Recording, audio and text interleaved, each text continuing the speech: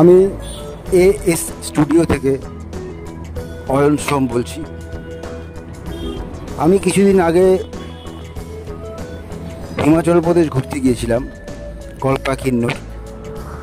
তো আপনাদের সামনে এখন আমি যে জায়গাটা ভিডিও পরিবেশন করছি সেটি হচ্ছে সাংলা বলে একটি জায়গা।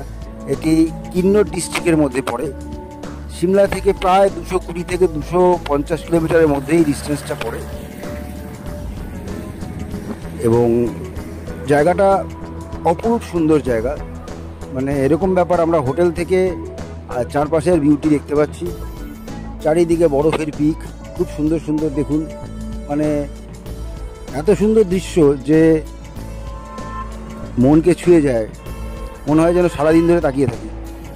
দিনের বেলা এখানকার টেম্পারেচার আপনার 3 কি 4, এবং দিনের বেলা 3-4 হলে রাত্রিবেলা কতই হবে আশাই করে বুঝতে পারছেন। তো এখানে আমরা একজনকে জিজ্ঞেস করলাম, উনি বলল যে টাইম অনুযায়ী এখানকার টেম্পারেচার চেঞ্জ হয়। তো